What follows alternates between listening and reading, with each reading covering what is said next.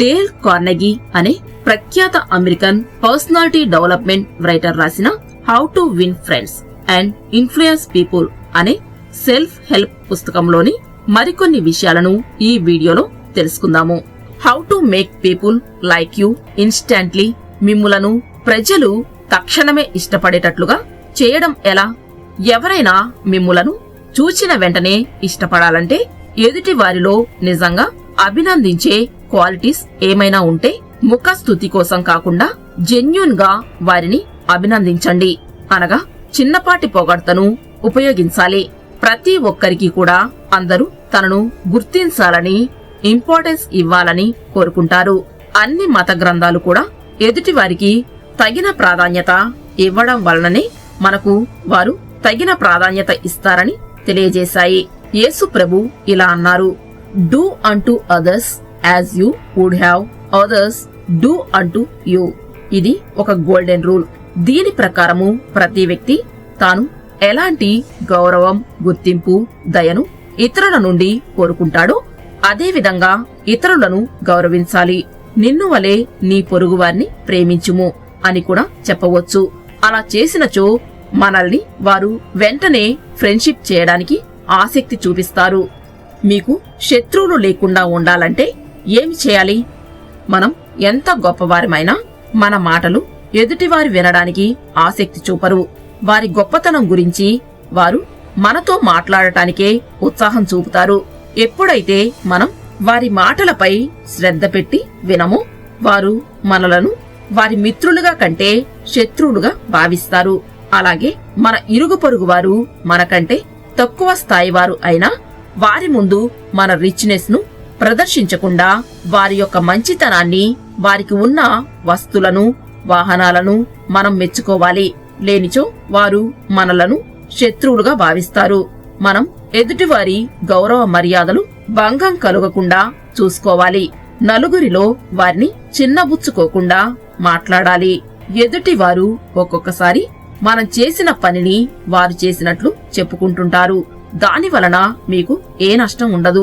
వారిని అలా చెప్పుకొనిస్తే వారిని మనం వ్యతిరేకించకపోవడం వలన వాళ్ళు మనకు అభిమానులుగా మారిపోతారు. మనం వారి యొక్క ఆలోచనలు, భావాలకు ఎంతో ప్రాధాన్యత ఇస్తున్నట్లు వారికి తెలియజేయండి. దాని వలన మీరంటే అభిమానులుగా మారతారు. నేను మిమ్ములను తప్పు పట్టడం లేదు, మీరు హెల్ప్ చేయడం వలననే నేను ఈ స్థితిలో ఉన్నానని చెప్పండి. వారు మీకు ఎన్నటికీ శత్రువులుగా ఉండరు కదా. ఎవరికి వాళ్ళు మేము మంచివాళ్లము, మంచి వ్యక్తిత్వం గలవాళ్లము అని అనుకుంటారు. మనం ఎప్పుడైనా ఎదుటివారిలోని ఉత్తమ గుణాలను చెప్పినచో వారు ఎన్నటికీ మీకు సహాయకారిగా ఉంటారు. మనం సబ్బులకు చేసే యాడ్ మీకు గుర్తు చేస్తాను. మా సబ్బు మీ బట్టలను తెల్లగా మంచి సువాసనతో మల్లె పువ్వులుగా చేస్తుంది అని 2 బకెట్లు తెచ్చి నీటితో కలిపి ఆ సబ్బుతో ఉతికి చూపించినచో బాగా ఇష్టపడతారు. అంతేకాని మా సబ్బు మంచిది అంటే ఎవరు అట్రాక్ట్ కారు. అందుకే ఒక ఉదాహరణతో చెప్పినచో ప్రజలు ఎక్కువగా ఆకర్షితులవుతారు. నిజాయితీగా ఉండండి. మీరు ఎదుటి వారికి మీరు ఇచ్చే సలహాల వలన ఎలాంటి ఉపయోగమో వారికి స్పష్టంగా చెప్పండి. పనిని అప్పగించి చెయ్యండి అని అంటే ఎవరూ చేయరు. కాని ఆ పని చేయడం వలన ఏం లాభం ఉంటుందో నిజాయితీగా చెప్పినచో ఆసక్తిగా ఆ పని చేయడానికి ముందుకు వస్తారు. మీకు తెలియని విషయాలను మీరు నిజాయితీగా ఒప్పుకోవాలి.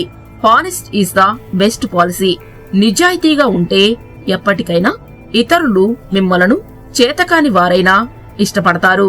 డిజానెస్ట్ పర్సన్ అడ్డదారులలో తక్షణ విజయం సాధించిన తరువాత వారిని గురించి నిజం తెలుసుకున్నప్పుడు అసహించుకుంటారు.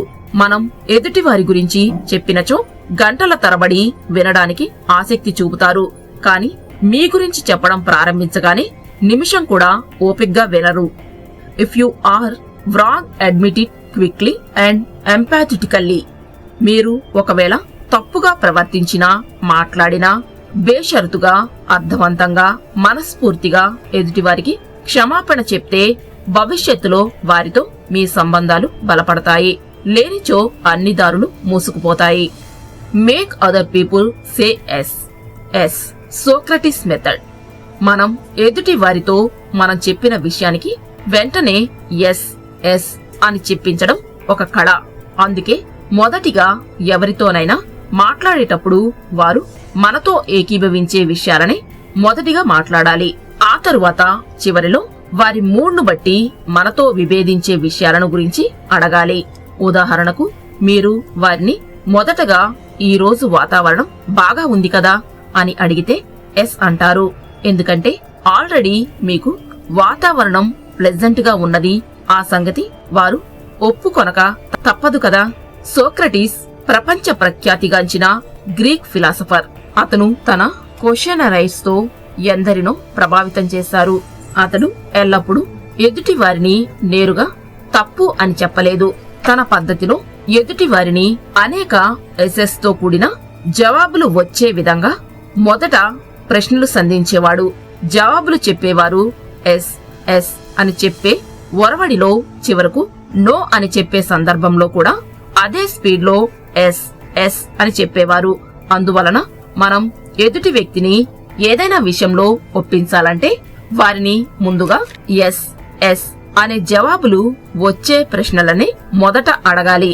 ఫ్రెండ్స్, ఈ విధంగా మనం ఈ వీడియోలో ఎదుటి వారిని మెప్పించాలంటే వారికి మనం ప్రాముఖ్యత ఇచ్చి వారు చెప్పే విషయాలను సానుకూలంగా వినాలని, వారి గొప్పతనాన్ని, వారిలోని చిన్న చిన్న విషయాలను కూడా మెచ్చుకున్నట్లయితే వారు మనకు మంచి మిత్రులుగా మారే విధానం ముందుగా ఎస్ ఎస్ అనే జవాబులు వచ్చే విధంగా ప్రశ్నించే సోక్రటీస్ విధానాన్ని గురించి తెలుసుకున్నాము.